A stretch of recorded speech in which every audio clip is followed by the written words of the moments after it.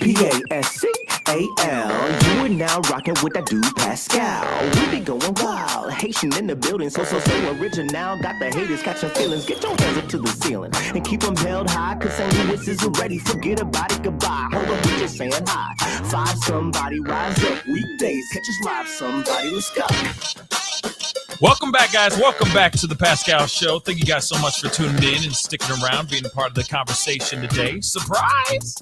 Surprise! I know a lot of y'all weren't expecting me to be on right now, but I got some time to hop on and talk about this particular story here. I saw it in the comments in my periphery, and I was like, in my peripheral or periphery, I don't know, whatever, in my peripheral. And, in the comments, so shout out to whoever said it. I forgot who said it in the comments on my last live. And I was like, you know what? Let me see what this whole story is about really quick, just so I can, just out of curiosity, because I remember seeing this name. But I wanted to see for myself, like, what the hell is going on, right? So I went to go check it out. And lo and behold, this is the craziest thing I have ever seen. This is a real life, no lie, a real life Gone Girl. And if you haven't seen the show, if you haven't seen that movie, damn good movie, by the way. I'm a big David Fincher fan, so I like, Seven and Gone Girl. I thought was really, really good. Of course, I like Fight Club. But, we're not allowed to talk about Fight Club, right? If you've seen the movie, you know exactly what I'm talking about. But anyway, we got some things to talk about because this particular story is very messed up and kind of racist. I'm going to be real. It's kind of racist. And I ain't feeling it. We got to talk about it. There's this woman by the name of Sherri Papini, who has just recently been arrested for faking her own kidnapping. Yeah. And try to throw in human T-word and all this other crazy stuff. Like I'm telling you, this is crazy. All right. And the reasons why I'm still trying to figure out what was the motive behind this. But we're going to find out right now. We're going to go through these articles. We got a couple news clips as well. And we're going to get down to the nitty gritty because, I feel bad for any people that are out here that are missing, that don't get the focus and the care that I feel that are wasted on people like Sherri Papini. Real talk. It really angers me. It boils my blood. But before we jump into the conversation, before we get into all this, please do me a favor. Hit that like button down below. Crush it, destroy it, make it scream out your damn name. It'd be greatly appreciated. And also, please do not forget to crush that subscribe button. Working towards 100,000 subscribers. And it'd be great to have you part of the Pascal Show family. So please crush that subscribe button down below. And of course, please share this feed. All right. I don't think there's any other platforms that are actually talking about this specific story right now. And we need to talk about it. Okay. Because like I said, there are so many stories out here like the Orson and Oren story, the twins that went missing. Obviously, that story has unfolded and turned into some more interesting information.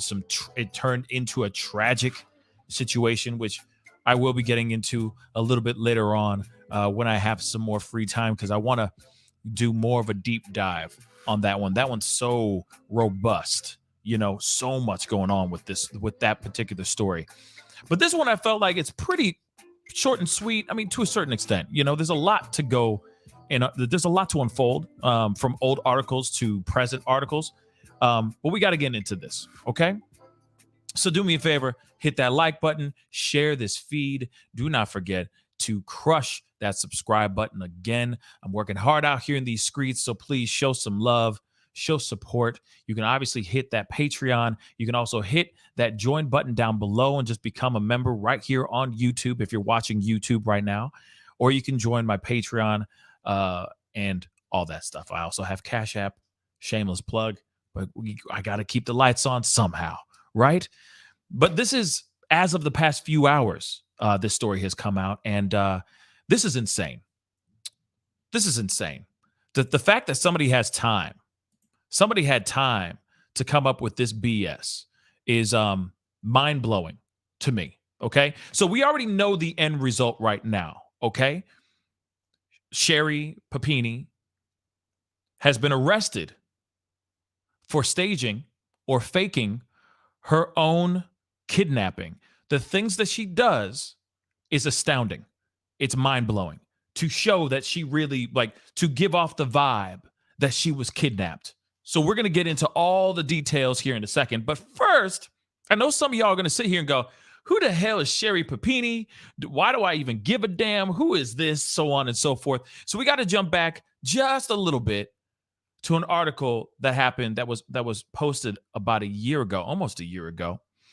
So let's jump into this, shall we? And trust me, it'll all come together here very shortly. But I know that some of y'all need a little bit of a background to this particular case. And it's wild. We already know she's been arrested as of the past 8 hours, I think. She's been arrested for this bullish, okay? For this ridiculousness. But the stuff that comes out is, oh man, it's crazy. So let's go back. Let's go. Right now, we're going to go back, okay? A little Aaliyah right there. But anyway, let's get into this. The perplexing and controversial disappearance of Sherri Papini. All right. This is her face. Actually, let me show you, because I put these photos up. We need to show all of them. You know, her hubby, that's Keith Papini. And there she is. All right. Here's another photo. Perfect. That how scheming, sorry. Right? How suspect that photo looks. Real talk. All right. Imagine this, the craziness that's going on behind those, in that brain. Let's just keep it real. It's very messed up. All right. So let's get into this article. Sherri Papini disappeared on November 2nd, 2016, whilst out jogging a mile from her home in Redding, California. She reappeared 22 days later at 4:30 a.m. on Thanksgiving Day near the town of Mountain Gale on November 24th, 2016. She was only gone for 22 days. What she says here, she tells the police that she had been kidnapped by, get ready for it, 2 Hispanic women. And a medical exam showed that she had been branded, quote unquote, branded. Now, I don't want to jump ahead of myself too much, but let me just say this really quick. And this, you see it in the title down below, what happened to her, how she was branded, who actually branded her and all that. But let me show you the drawings, okay? The sketches of these 2 Hispanic women that kidnapped her. 2 Hispanic women, no men. I'm not trying to sit here and say that these women weren't, if this was real, not sitting here saying that women aren't strong out here. Y'all are strong. Some of y'all have some crazy strength out here. But 2 Hispanic women independently went and kidnapped this woman whilst, as it says in the article, whilst jogging. Okay, allegedly she was getting ready for a 5K or something like that, a mini marathon. Okay, but let me show you the drawings, the suspect drawings. Okay, of these 2 Hispanic women. I'm telling you, this is okay. Here it is.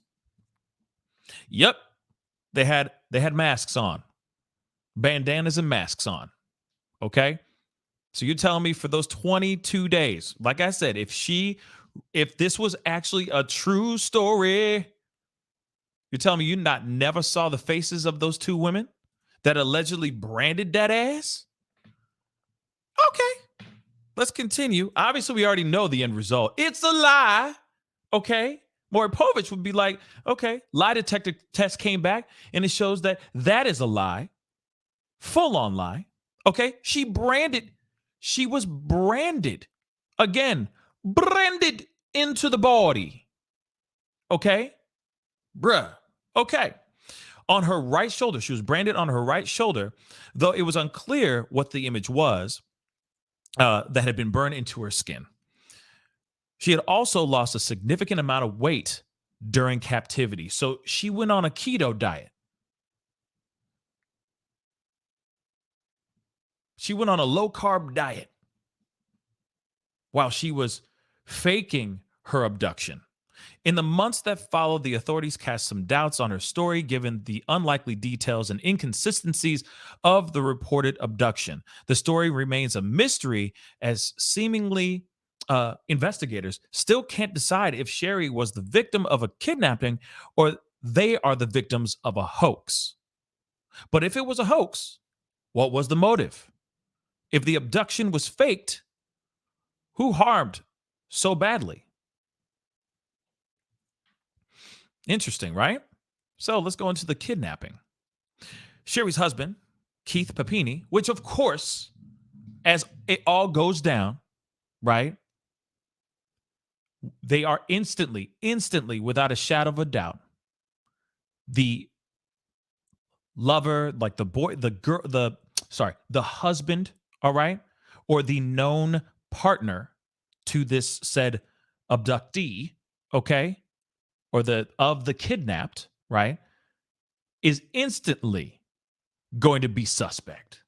Number one, they're going to be priority and person of interest number one with a bullet. Okay, so imagine what this man went through. Like I said, this is some crazy stuff. He didn't know not a damn thing, y'all. This happened 6 years ago, by the way, y'all. And now some truths are coming out. So we got to go all the way back. I'm sorry, but I'm telling y'all what is going down here. It's messed up. Yes, Sandwich. She juicy Smollett. You know what I'm saying? She juicy Smollett this ish. All right. Sans noose and bleach and Subway sandwich. Okay. Sans all that. Okay. Real talk. All right. So, her husband, Keith Papini, who of course was going to become person of interest number one, became concerned when he returned home from his job at Best Buy on the 2nd of November 2016 and did not find her at home. She also had not picked up the children from daycare. He used his Find My iPhone app to try to find where she was by locating her cell phone. The app indicated her cell phone was at the intersection of Sunrise Drive and Old Oregon Trail, about a mile from their home. Keith said, I couldn't find her, so I called the daycare to see what time she picked up the kids. The kids were never picked up, so I got freaked out.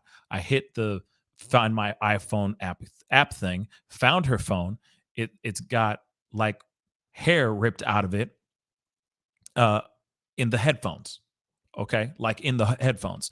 When Keith went to retrieve the phone, it was placed on the ground and the headphones tidally wrapped around it. Remember, she was allegedly abducted, right? She was snatched. So if there was some sort of struggle, hold up, let me just do this really quick. So they say that she put up a fight before she actually got abducted. Okay, so when you see something along the lines of, hey, he found the phone on the ground and the headphones were tidally wrapped around it, how do you have time to tidally wrap around the headphones on your cell phone if you're fighting for your life? Red flag number one, in my personal opinion. I know that's small, but everything's in the details, right? And if you're trying to successfully fake an abduction, you don't do that, right? Which clearly we're going to find out what actually went down here, okay? But that's one piece of information. It's kind of like, what? You're serious? It's tightly wrapped around? Man, you would have been, you know what I mean? Taking your shoe off, trying to hit them, something, right? Scratching their faces. You would see that there was a scuffle, right? Headphones probably would have been broken by then. Maybe the screen of the cell phone broken as well, cracked, whatever, right? But let's continue. Still, like I said, sus as hell. Sus. All right. He contacted the authorities on the assumption that something bad had happened to Sherri. Okay. 3 weeks later, she has been found, okay, in the early mornings of November 24th, right around Thanksgiving. She was found on the side of Country Road 17 near the Interstate 5 in Yolo County. Is that YOLO? Like YOLO County? Stupid joke. The location was 150 miles south of where she was kidnapped and around 15 miles north of Sacramento. She was hours away from where she was initially allegedly abducted from. All right? Hours away. According to police, despite being chained, she had managed to flag down a passing car. How fitting.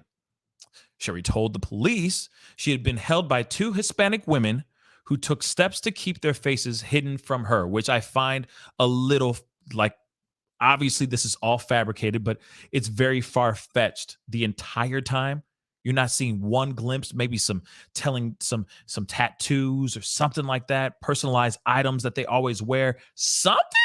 You're just saying, no, just 2 Hispanic women wanted to do this and they wanted to human T-word me. Racist. Sorry, I'm going to say it. Racist. Okay. Either by wearing masks or keeping her head covered.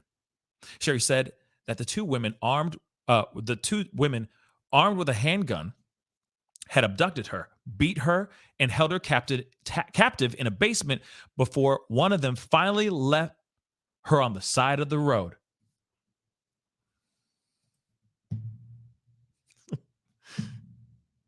So you're telling me, I'm sorry, this is the time when I have a little bit of fun, okay? Because obviously no one got hurt, just a whole bunch of lies, and somebody's heart was hurt, somebody's feelings were hurt, all right? But other than that, no one got hurt. So let me have a little bit of fun here, okay?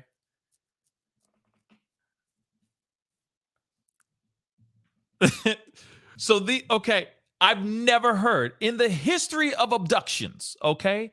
In the land of abductiondom, I've never seen someone just get dropped off on the side of the highway and go, just go home. Never seen that in my life. We always either see a huge dramatic scene of somebody getting rescued by local authorities, by Leos, law enforcement, right? Or the other sad part, right? We find a body somewhere. Or we find something else out where, you see what I'm saying? Something devastating and negative. Not, all this time, and then they just let her go? That doesn't make any sense. Does it? Now, there's been, for years, people have been talking about this from what I've seen in my research. People have been trying to find this, whether this is, for years, they're going, is this a hoax? Is this real? Well, now we actually find the truth here. Let's continue on here. But yeah, they just left her on the side of the road. Like, kick rocks, girl. You good. Thank you so much for your time, though, but kick rocks. What? Okay. So they were driving she says that the women were driving a dark-colored SUV with a large rear side window at the time of the kidnapping, but she was unable to give details of the make and model. Pfft, bruh, you can't say, yeah, that's a Kia. That's a Hyundai. Nothing? You're just saying it's just a black SUV. It's just a black van, or it's just a white van. You can't even say that? Come on, man. Come on. Physical examination. She seemed to have had been physically abused during her captivity. She had been branded with a threatening message. Her nose was broken, and her hair was cut off. She also weighed only 87 pounds when she was found. So you tell me she broke her own nose? She branded herself and she broke her own nose and cut her own hair. all so she can sell this thizang.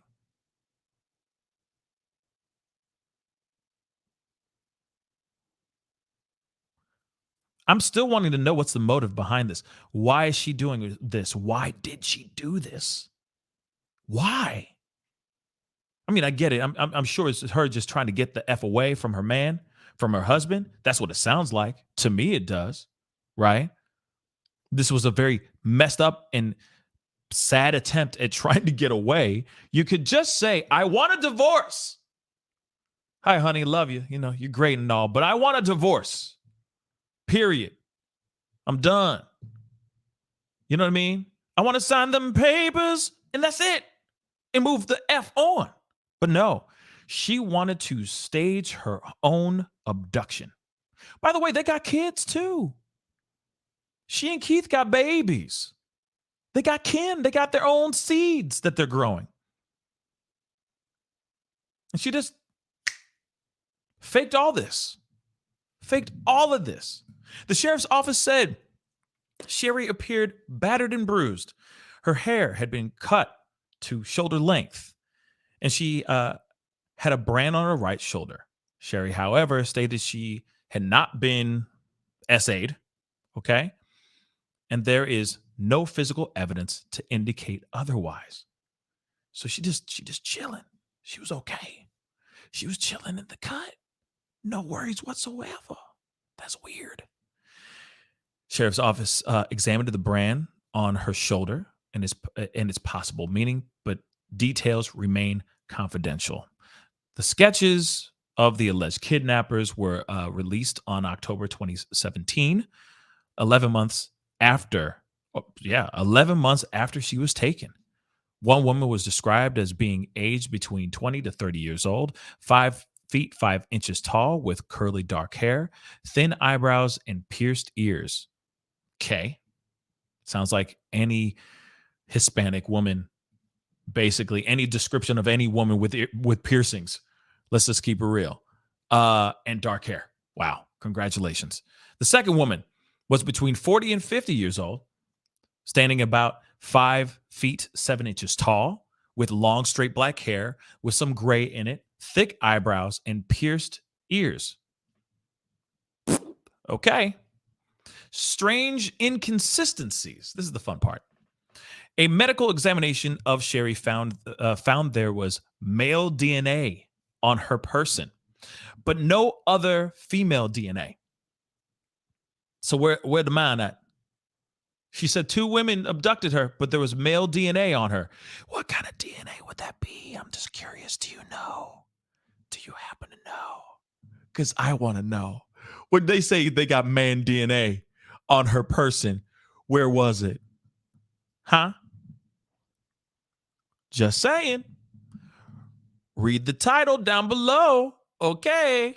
So the male DNA was not her husband's, and Keith Papini volunteered for a polygraph and passed, as he should. Just be like, yo, man, let's get straight to it. Let's just get straight to it, baby. Because I know for a fact y'all going to think I'm the one who did it. Time out. Hold up. Skirt. Nope. Let me do that polygraph because I need you to know that I have nothing to do with her disappearance. Let's get straight to the point. If they sit there and say, hey, no, I don't want to do a polygraph. No, I'm good. Most likely they were a part of it. I'm sorry. I said it, and I don't give a damn. But shout out to Keith Papini for getting straight to the point and saying, let me take it because I want to find my wife. Sounds like he was a good dude or is a good dude, right? I feel bad for his heart, though, right now. I really do. Okay?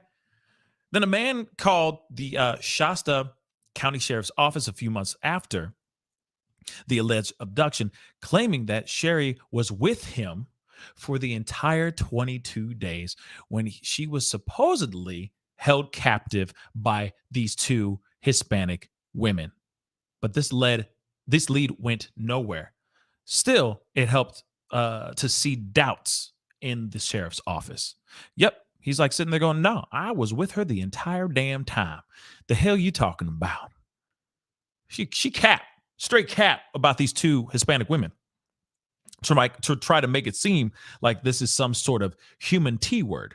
You see what I'm saying? It's trifling, y'all. Trifling. The authorities were skeptical from the start about the abduction even before she was found alive. They spent days focused almost entirely on an exchange on the Papini's computer that suggested she might have been involved with a man she met online. Oh,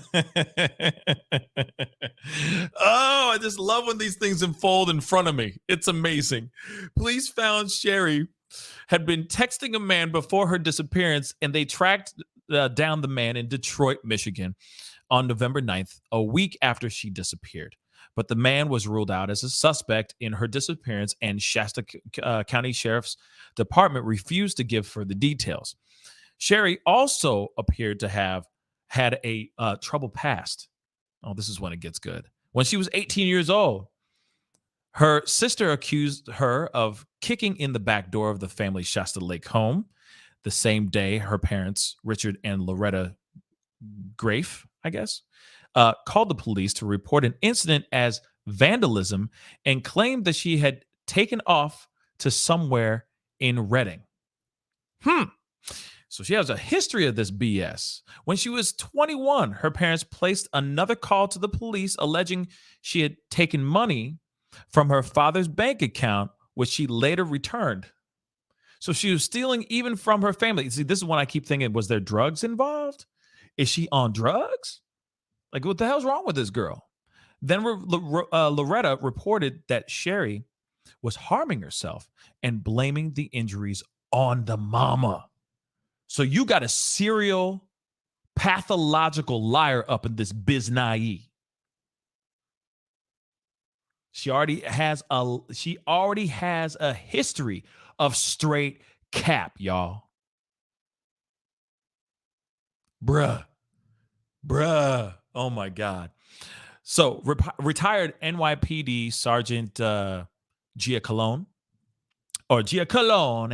I think, and now a professor at John Jay College of Criminal Justice, said after Sherri was found, I don't think they could find anything in the United States where that happened to someone. Generally, when kidnapping goes that long, they don't end as well as this one did. Facts. You're telling me that you got people just up and going, yeah, just get out of the car. Bye. Thank you for your time.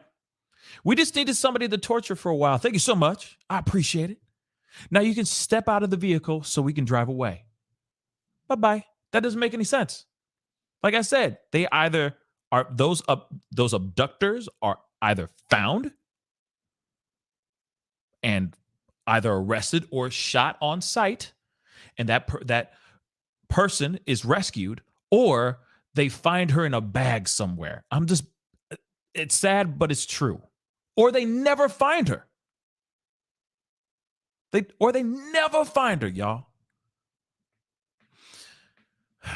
That no motive was ever revealed in the case is also perplexing, along with a $100,000 reward being offered in the case going unclaimed.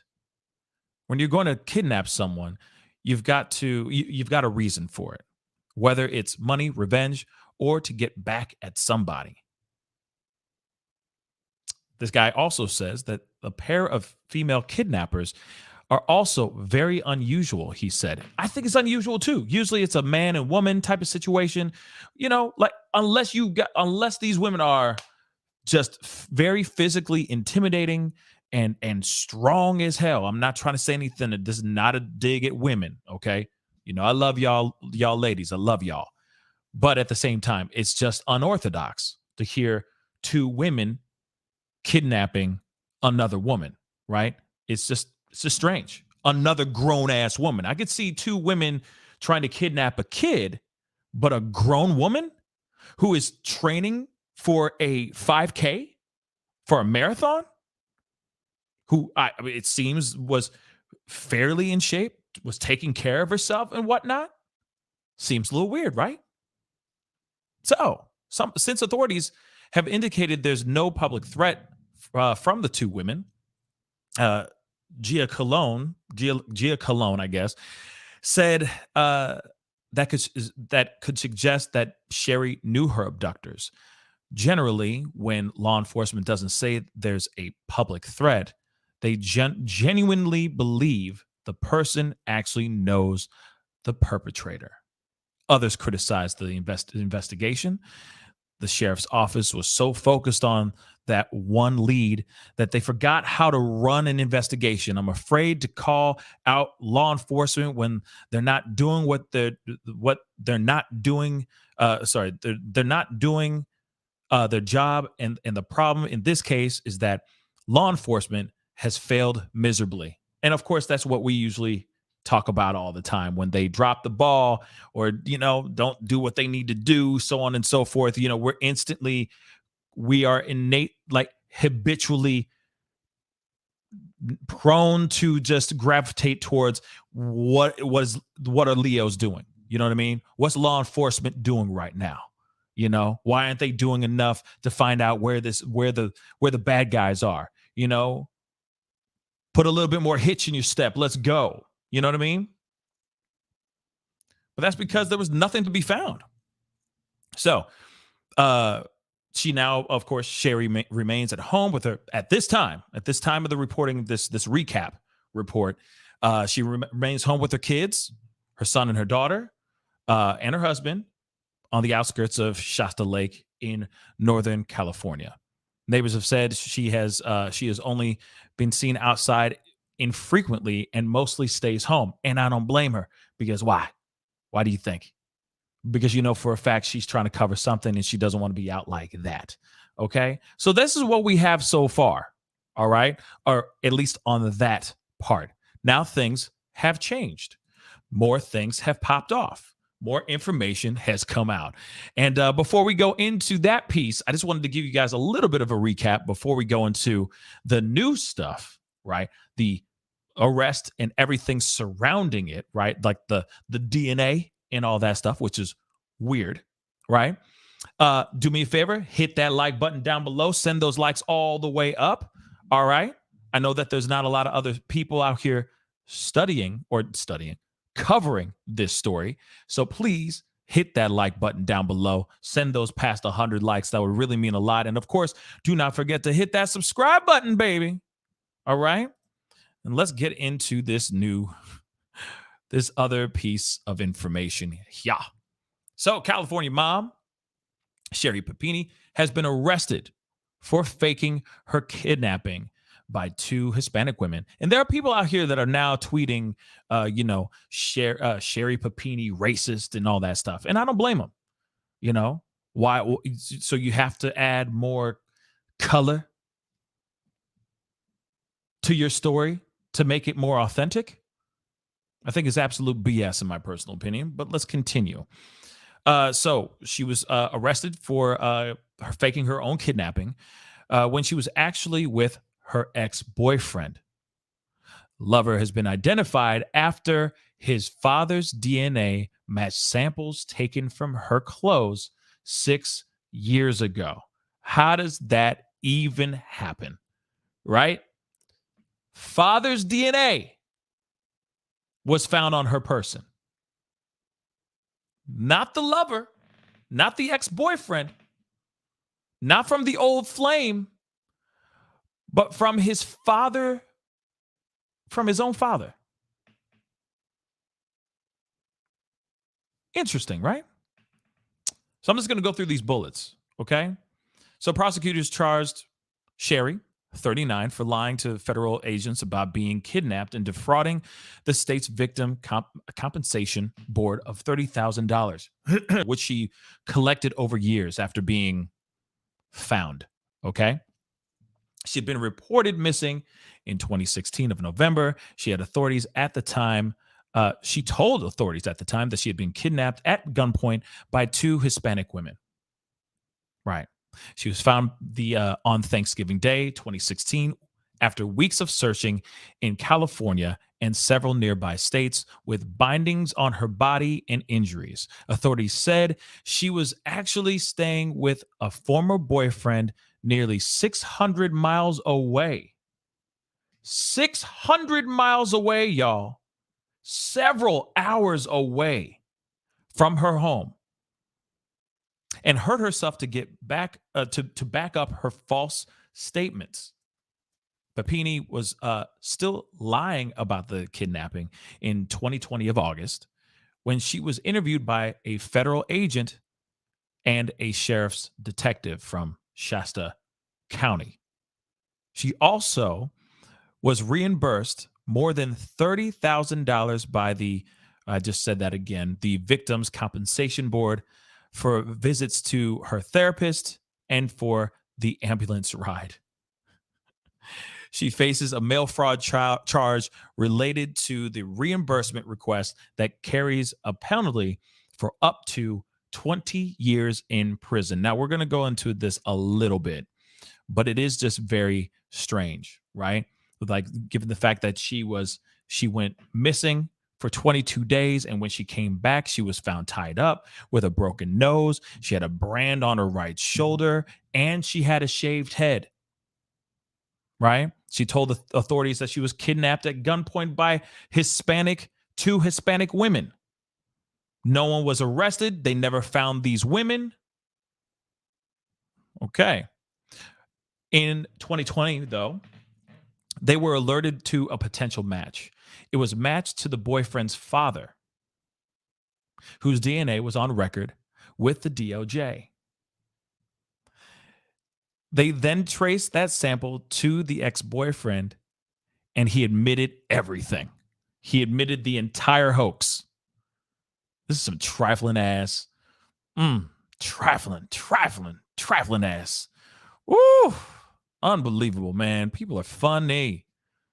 This girl, who has a history of BS, okay, has a history of cap, straight up, out here, got this ex-boyfriend or an old flame to get involved with her own abduction, y'all.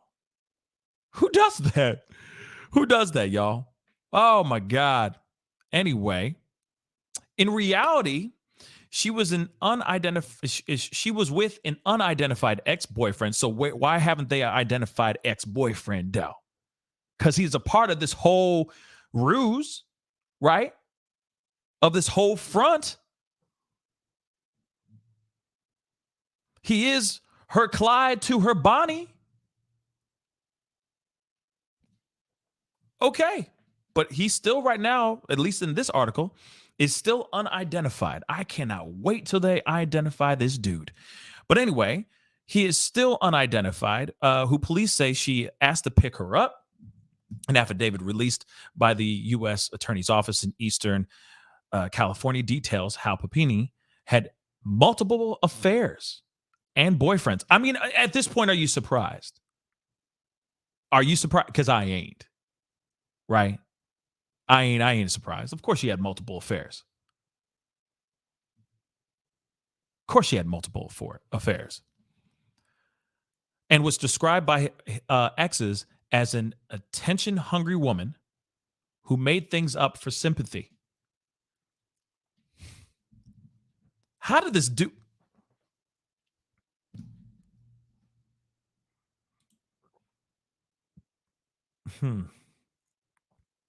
You want to know something? What I want to know is what makes a man. I'm sorry. We're going into this relationship talk real quick. What makes a man look at a woman like this and say,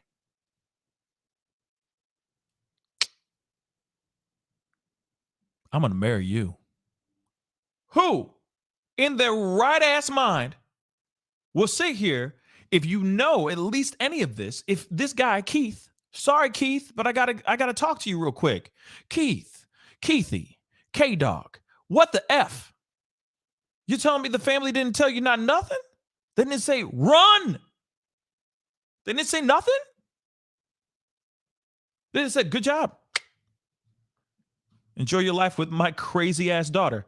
Are you kidding me?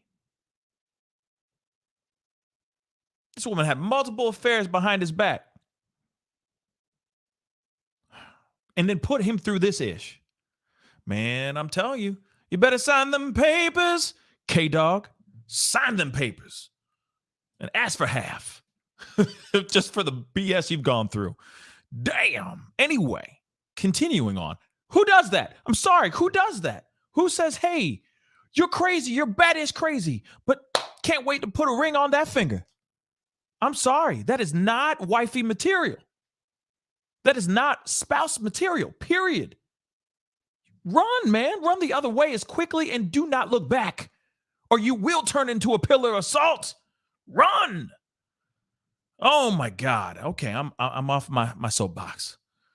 This irks my soul because I know dudes like this that will just sit here and just take it, just don't even know, either because of, or they know, but it's because of self-esteem or whatever. And it's like, bruh, no, pick your face up off the ground, dust yourself off. You're worthy, and you're worthy of someone that really does love you. Don't take this crap from somebody. You know he already seen warning signs, but some guys get too lost in the sauce, right? This woman might have been the most beautiful woman he's ever seen. And he's like, well, the ratio between crazy and hot is, the hotter they get, the crazier they are. So F it. No, bruh, that's not true. That's not.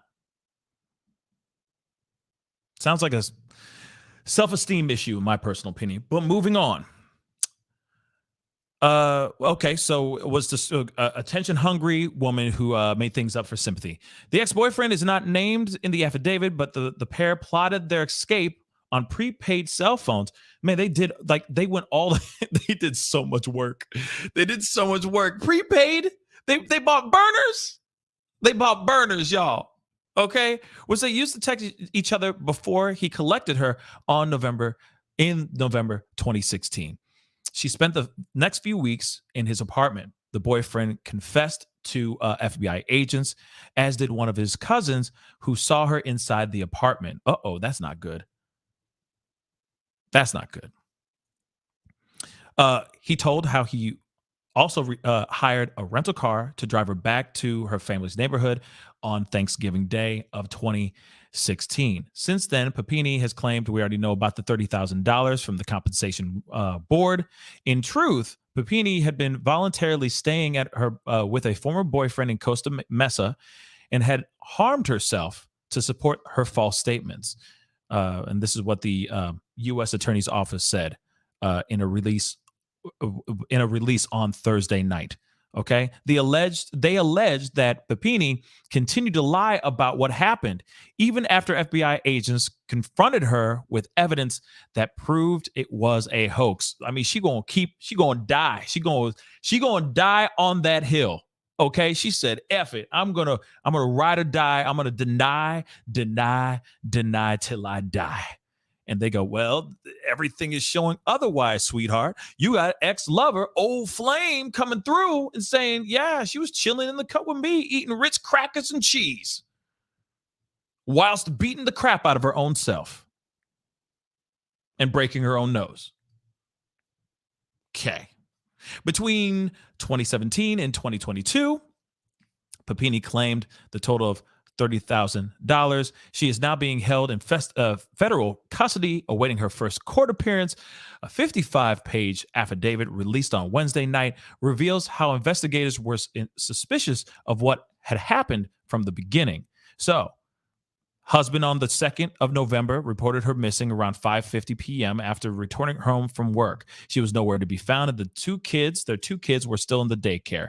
He did the thing, find my phone app, and that's where they found her stuff tightly wound in her phone, around her phone, and all of that. Okay, police started searching her phone and quickly discovered two men's phone numbers that were saved under women's names. The affidavit claims neither was the ex-boyfriend she spent her missing weeks with, but authorities interviewed them and one of her old bosses. The day after she went missing, Papini texted one of the men and discussed meeting up in Redding, California, near her home. That man lived in Michigan and had been in California for a work trip. He told police he'd met Papini in 2011 on a work trip, and the pair spent a quote-unquote weekend together. You already know what they did. Knocking the boots. You know what I'm saying? They were knocking the boots. All right. P-Hub. Anyway, they continued to exchange flirtatious messages over the years, he said, but he did not end up meeting. He did not end up meeting the weekend he was in California before she disappeared. The second man told the police that he had met Papini in 2000 and 2001 through a Friday Night Live youth program. He said she was a liar who liked attention and would tell stories to get it. Oh, have mercy. He said she once told him she was a victim of the A word in her own family. The same story that Loretta, her mother, said, hey, she was claiming that I put my paws on her. And that was straight cap. That was straight a lie. Okay? Straight a lie. Man, this is insane. This is really insane. She's clearly... Anyway, Man 2 described Papini as an attention-hungry person who told stories to try to get people's attention. Man 2 stated, who these guys are still not identified, stated, but they're not really a part of the actual fake abduction, but Man 2 stated that Papini fabricated stories of being a victim of the A word from her family, father, and then Man 2 after the couple broke up, the affidavit reads. So she went around and was saying not only did she get A worded by her mother, people in her family like her father, but also that dude after they were having their affair. Here's her with her family, the 2 kids and the most unluckiest man in the world right now. I'm sorry. Sorry, K-Dog.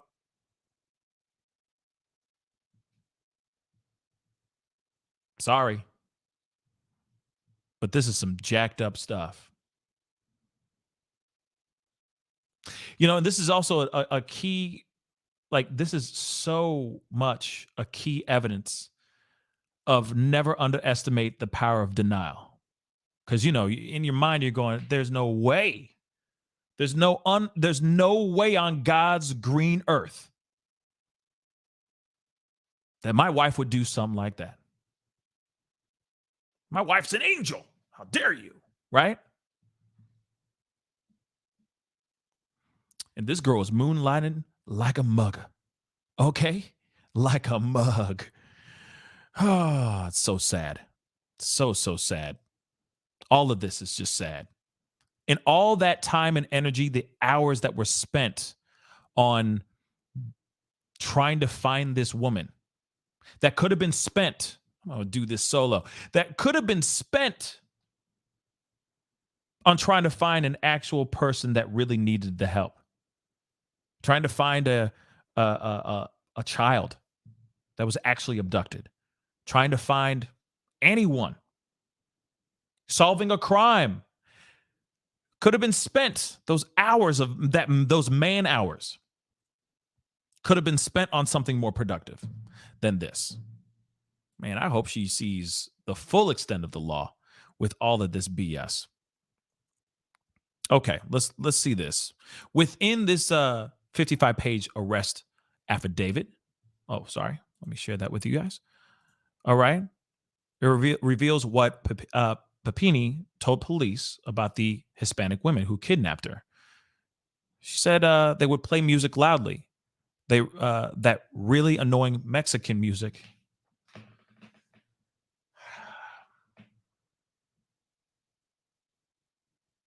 Racist. Oh my God. Let me start that again. I'm sorry. That just threw me off. It's like, oh my God, the racism is killing me. All right. They would play music loudly. That really annoying Mexican music. And they would watch TV.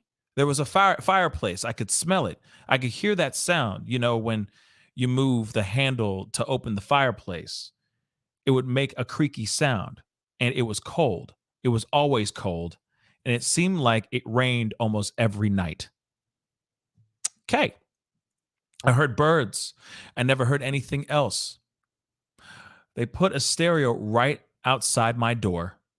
and played it super loud.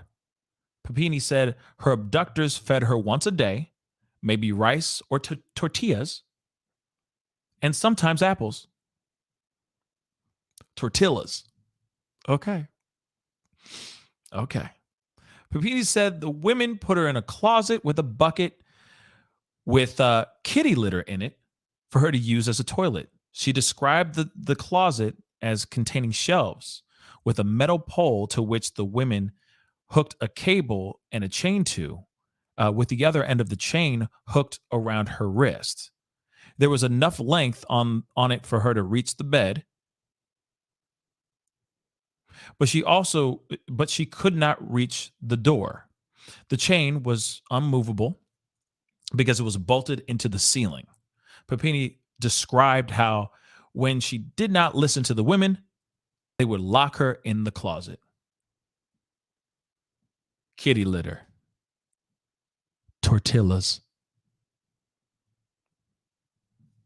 This girl's creative. I don't know why she didn't write, just use all this creativity to write like a script or a movie, for crying out loud. Real talk. That's a lot of creativity just wasted. I'm sorry. Papini stated that there were boards on the windows of the room that she was kept in. I tried to get out the first time, and that's when she branded me. Papini described her abductors, how her abductors brought a table in, hit her back, and tied her to the table. When they branded Papini, her skin made a sizzling pop sound, and it was very painful. Later in the same interview, Papini said her abductors told her that her buyer wanted Papini branded because, that's it right there. Interesting. I don't know why it stops there, but okay. Yep, it just stops there. Whew, this is some crazy stuff. Loud music and tortillas and cat litter. This girl's something else. Well, okay, the investigator spoke with her boss at the Friday Night Live youth program and he said he worried about having her in the program because she was good at creating different realities for people so that they would see what she wanted them to see, which got her really good attention. Papini was married once before she met Keith. Her first husband was in the military. Keith told the police that their entire marriage was a sham designed to get her onto his medical insurance so that she could receive treatment for a persistent heart murmur. I wonder if that's true. When police spoke to the first husband, he said she told him she needed the insurance due to complications from regular egg donations. Heart murmur. Egg donations. What is the truth here? Jesus. I'm sorry. Oh, this girl's a train wreck. Papini's mother said she told her she traveled the world with her first husband when in reality, they had only traveled together once. The ex-husband told police that after they divorced, he was told by mutual friends that she had a history of lying. So no one would ever tell any of these guys like, yo, hey, just so you know, she's a pathological liar. Don't marry her. Don't even waste your time with her. Here's the truth about this girl. And I get it. Some people sit there and go, well, that's not my business. And they look like they're in love. And, all this stuff, that's just not my business. Well, hey, if this person's really that bad and you see somebody falling head over heels in love with this person and that person's really bad, wouldn't you give them just a little bit of a heads up? Like, yo, don't do it. Nice to meet you, but don't do it. You know what I'm saying? Something. Just want to give you a heads up so you know what you're walking into. And if you want to continue in this path of a relationship with this woman, that is on you. But at least you know the truth about who you're about to get into bed with, figuratively and metaphorically speaking, right? Just saying. Maybe not. Maybe some people don't need to say anything. Just let nature run its course. But bro, this is messed up. This is messed up.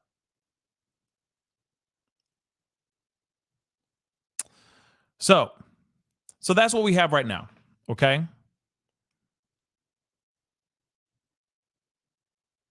That's what we have right now on this particular story, on this part. But it gets even better. But I want to show you guys this video,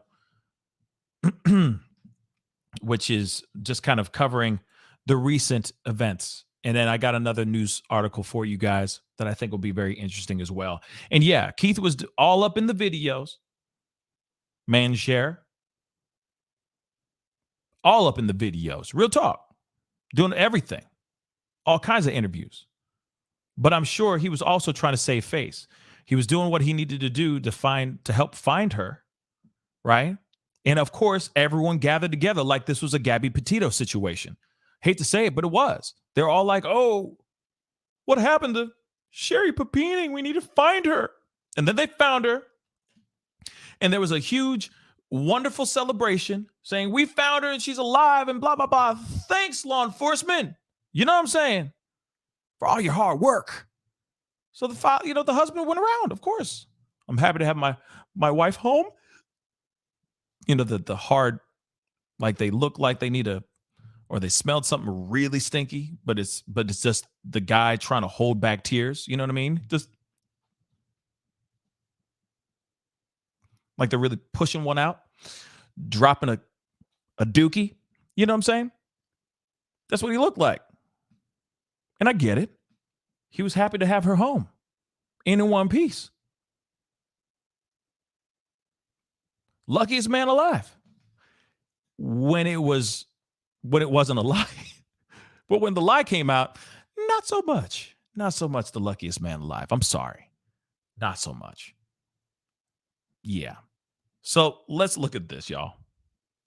Let's take a look at this. Well, new tonight, shocking developments in the Sherri Papini kidnapping investigation. She was reported missing in Reading back in November 2016. 3 weeks later, she was found beaten on the side of I-5 in Yolo County. But just hours ago, this story took a major turn. Papini is now behind bars tonight. ABC 10's Van Tu explains. It seemed like the end of a living nightmare when Sherri Papini was found bound and bruised here on this rural woodland road on Thanksgiving Day in 2016 after weeks gone missing. But investigators now confirm that story was made up. It's interesting, by the way, that she happened to be dropped off on Thanksgiving Day. She probably was like, I'm tired of this keto diet. I'm tired of not eating. And I just want a big ass meal. And I want to see my family. That's what I think, right? Perfect timing, right? Then 34 years old, Sherri Papini made national headlines when the missing mother, who sparked fervor at search parties, made a miraculous return, telling investigators she was kidnapped at gunpoint by two Mexican women. Full on Suspect cap. number 2 was the older of the two suspects. They branded her. So I just wanted to see her. So I just ran past everybody and I, throw open the curtain and she was there. This was Okay, I'm sorry. I need to say something really quick. I don't mean to throw to roast the guy for being emotional. He doesn't know anything, at least that we know of. And it is a true thing to find somebody that you're hoping that will come to you. You didn't ever think that you were going to see them alive ever again. Your loved one, your wife, the mother of your children, and all that. That is a serious thing, right? That is a serious feeling. Nothing can describe the feelings that he's going through right now, right? So I want to say that too, because I don't want to seem insensitive towards the guy, But at the same time, you can't help but also feel bad for the dude because she's just been playing the long con on this dude since jump. And that's Sad. Was her husband, Keith Papini, overcome with emotion, breaking his silence to ABC's 2020 after his wife's sensational homecoming in 2016. But investigators now say she branded herself, the anguish his wife put him through, all a lie. 6 years later, Papini is under arrest Thursday for making false statements to federal agents and engaging in mail fraud. In August 2020, the Department of Justice says Papini was presented evidence that she was not abducted, instead staying with an ex-boyfriend. If he's not filing for divorce right now, or at least when he found out the truth, because you know for a fact the truth came out at some point, I'm sure, and maybe it got leaked, I don't know, or it's just the DNA that was found. But real talk, he better be filing for divorce. I'm sorry, I would never want to be even associated with this kind of woman, with this type of person. This is just sad. But she continued making false statements. They also say she was paid out by the California Victims' Compensation Board more than $30,000 over the course of 4 years. Current Shasta County Sheriff Michael Johnson said the arrest signaled a great day for the department, which was thrust into the national stage and subjected to harsh criticisms at the time. In a Facebook post saying Papini drained at least $150,000 and countless hours in resources. Now, one thing I'll say too is on top of this, there is no financial gain. I don't think that she was doing this for financial gain. I think there was something else going on, right? There was something else. I think she was just trying to get away from this dude. She wanted to go off and be free, right? And I've heard stories like that where girls will, people, guys too, will try to find anything to get away from their spouse. As soon as they have children, they go through a midlife crisis, maybe something like that. They feel like, oh, I didn't get a chance to fully use up my misspent youth, so I need to go and sow my wild oats now. I've heard those stories too. Like, I don't really want to be a mom. You know what I mean? I've heard those stories. So maybe that's what it was. That where she was just like, I just want to be free. I don't want to be around this ish. I don't want a child rear. I don't want to be a parent.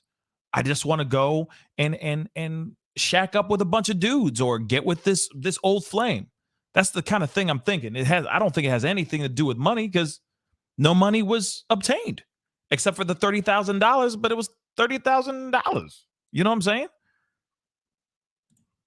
Adding, quote, not only did this charade take valuable resources away from real criminal investigative matters, but in a time where there is serious human trafficking cases with legitimate victims, Sherri Papini used this tragic societal phenomenon to gain notoriety and financial gain. I still don't know where the financial gain is, because, I mean, don't get me wrong, $30,000 is still $30,000, but and that's really it? You see what I'm saying? Like, sure, she got a lot of attention for this, but I have yet to really see her do any before this, right? Before this moment of her getting arrested, I have yet to see anything online where she was interviewed, where they're like sitting across from Oprah and she's just straight lying to millions of people, right? So, or maybe it is the GoFundMe. You may be right. You may be right. GoFundMe, without a shadow of a doubt. For sure. Now, if convicted for lying to federal officers, Papini faces a maximum 5 years in prison and a fine of $250,000. And if convicted of mail fraud, that carries a sentence of 20 years and a fine of $250,000. Now, the Papinis have been out of the public eye for years. As you can imagine, this arrest has shocked many people. Tonight, I spoke to the man who helped in the investigation. The family, obviously, Keith Papini, his children, I feel that they are the true victims in this situation in terms of their mother, their wife, has not only gone missing, back in 2016 for upwards of 1 month, and their family feared the worst. But when she came back, and now that they know that this was a hoax, it has to be probably the most traumatizing thing that anyone could ever experience, and hopefully most people never experience. Cody Saffin is a private investigator hired by the family when Papini disappeared. He says he was surprised by the news, but was more surprised when she turned up alive. He says that is when this part of the investigation ended. Yep. And so there you have it, y'all. I mean, you got somebody who's out here now is arrested for straight capping, for a straight lie. And this is what pisses me off about this story, because you got people out here that, of course, as soon as somebody goes missing, right? Of course, we're innately going to go towards we got to find that person, hashtag find such and such, hashtag where is such and such. We are so quick to do that, which is totally understandable because that is part of the human condition. On the good side, we want to find that person, but all that time is wasted on a straight lie. All of that time is wasted on a straight lie. It's messed up. Oh, I got more. There's more here. But you got somebody who is out here lying for attention, lying for all these different things, right?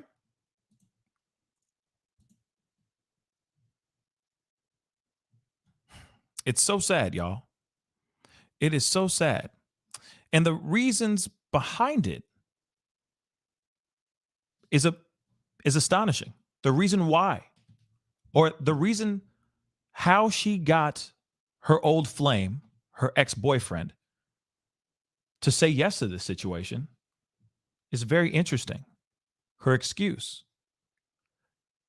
And it's an ongoing theme because I've already said it a couple times before. But let's look at this article. So Papini mimicked the plot of Gone Girl by convincing her boyfriend to save her from an abusive husband.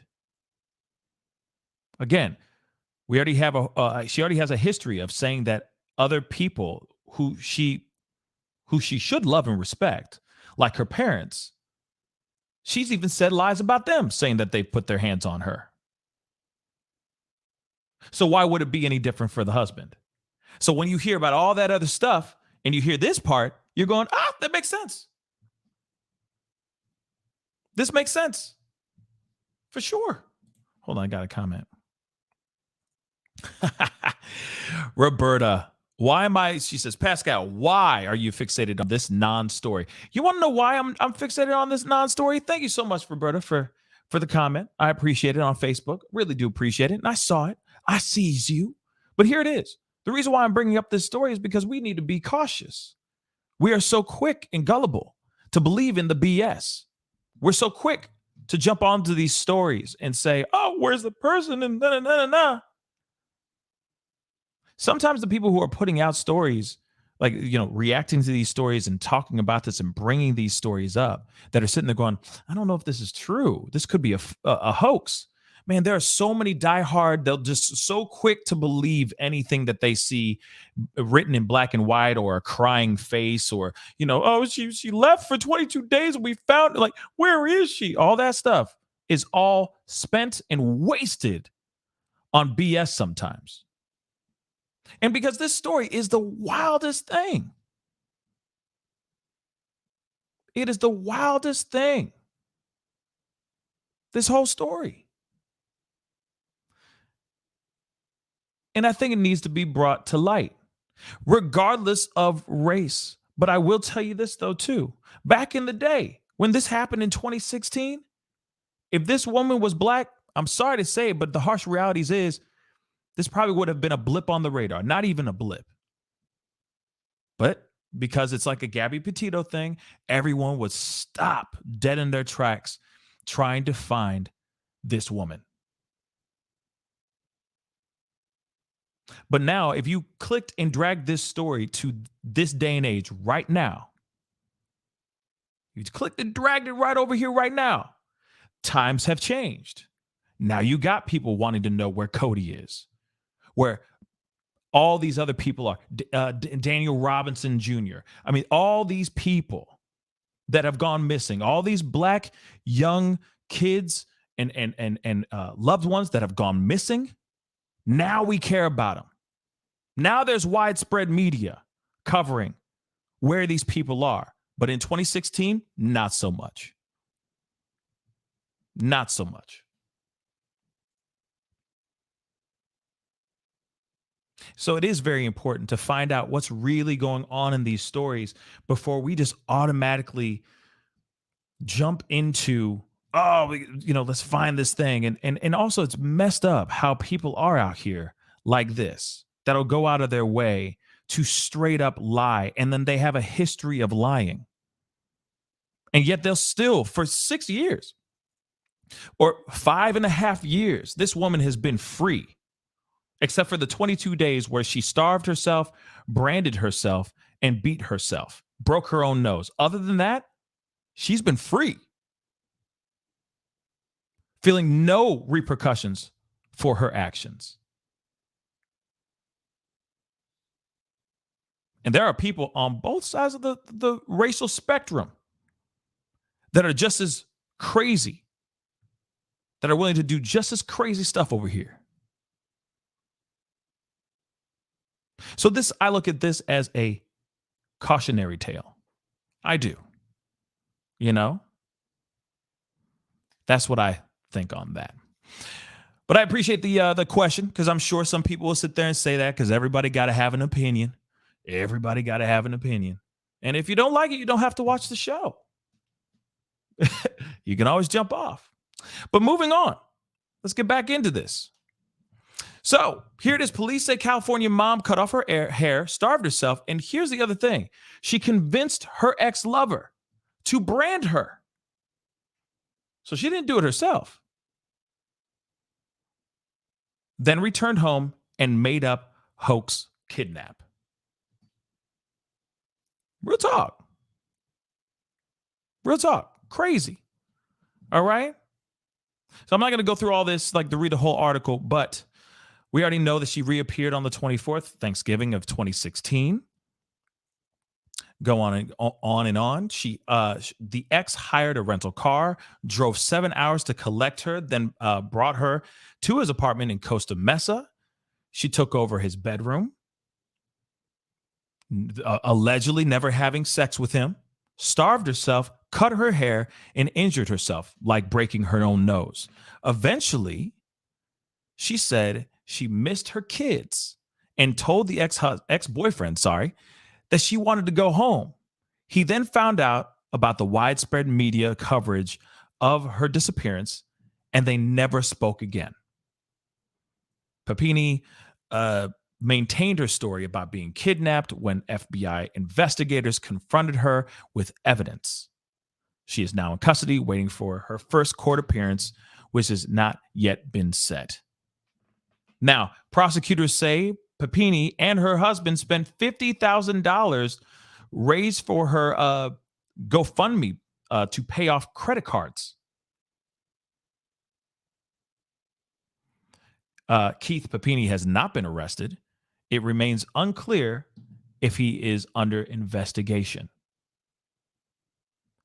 She also told this unnamed ex-boyfriend, who hasn't been identified yet, that her husband Keith was abusing her and that she needed to escape.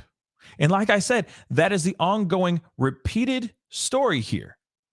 The broken record. She has a habit of straight lying about abuse inflicted on herself by loved ones. She lied about allegedly her father. She lied about her mother. She even lied about a boyfriend that she had at one time. Then the ex-husband, the first husband that she had, was saying that, yeah, she was attention hungry and would make up anything she could so that she can get the attention from certain people. She had multiple affairs during her marriage with Keith. Multiple. And I'm sure she was doing the same thing with the first husband, with I'm sure a gang of infidelities at that time as well. It's insane what this woman has done. There are some real people out here that really do this. That's the reason why I'm covering this story. That we all have to be careful. Because as much as we got somebody smiling in our face, there are people out here that do this kind of crazy stuff on the daily, but they don't do it this extreme, where they'll stage their own kidnapping. This is the absolute, like, beyond the extreme, right? This is Gone Girl type stuff. This is stuff that you see on,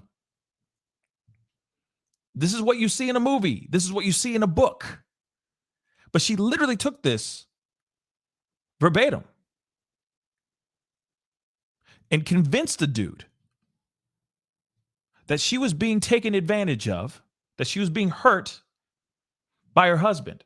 Now, whether, here it is. Sometimes when, it's like the boy that cried wolf, right? We can sit here and say, yeah, she probably capping, is all probably a lie, so on and so forth, right? Maybe it is true, but she's lied so much. How do we know if it's true or not? But that is the bed that she created for herself years ago when she started to make up these fabricated lies. There's clearly something not right with her mentally. There's clearly something not right with her mentally. That she feels obligated to get out here and make up these lies. And that's a recipe for some serious disaster. And thank God that her husband, homeboy, Keith, let me bring this guy up again. This guy, Keith, right here. If he is a really good guy and has never put his hands on her, right? Hopefully, thank God, if he really is just a good guy, thank God she didn't mess with a right one at one point. Because God knows what another person would do if they found out that this whole thing is a lie. Imagine what goes on in somebody's mind with that, like this long con that's going on. That hurts. It's disgusting. It's mind-blowing to think that somebody out here is willing to lie like that to a person that they love, allegedly. At least somebody that you're making. I mean, at least somebody who's making, real talk, somebody who's making, creating children, right? Creating children with them. Raising children with them. That's some serious stuff, y'all. But I am very thankful that this woman has been found out, that she has been exposed. And then on top of that, the fact that she is trying to make it seem like some human T word going on is absolute BS too, y'all. Let's keep it straight funky. That's messed up. And you know what, Roberta, you ain't wrong. You know what I mean? You ain't wrong on that. I worry about the babies too.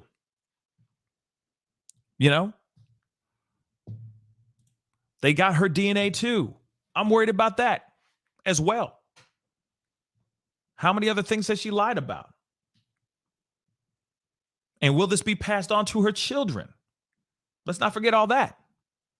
That's sad. I just pray that the father is a good ass dad. That's what I hope for. But I also wonder if there were any red flags going into their relationship. You like the other part. You're not telling me that the ex-husband not once just went up to old boy and said, hey, keep your eye on her, man. You know what I'm saying? No conversations with ex-husband? Nothing? I just think it's weird. No dialogue with family members? Not one piece of dialogue?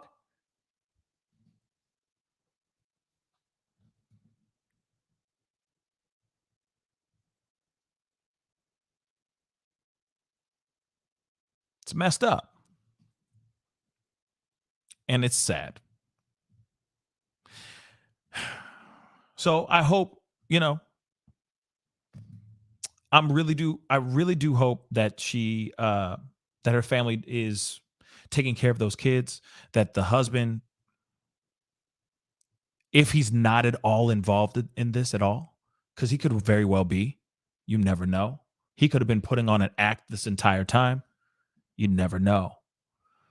But I guess only time will tell as they investigate into more stuff. They say it's unclear if he's under investigation, but you never know. They might be looking into more stuff to find out what's going on. From her GoFundMe, they were able to raise $50,000, and they used that $50,000 to pay off credit card bills. Bruh. But, you know, they were $50,000 in debt like that. Damn. On credit cards?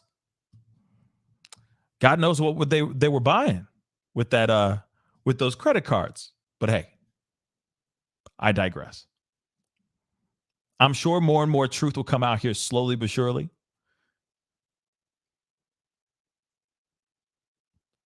And yeah, Sandwich, I really do think that the family, you know, herself and the husband, if he's involved, need to take accountability for all of this. And clearly she's going to go and do her thing. So we'll see. We'll see what's going on here as time goes on. But I just figured this was a very interesting true crime story that, you know, I haven't covered a true crime story in a while.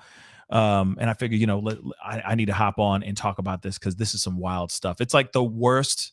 This is the worst case scenario of something, you know, and I would hope that this is something that is always, this is just a flash in the pan. You know what I mean? It's that wild, weird story that comes out once in a blue moon, right?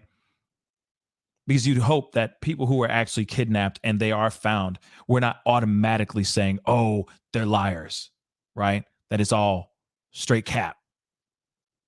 You know, I would hope that just like the husband, just be happy that they came home, welcome them with open arms, and just be happy.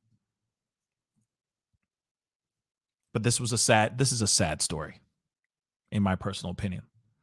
You got two beautiful children. You got looks like a doting husband. All three of these people are now crushed by a woman's pathological lies.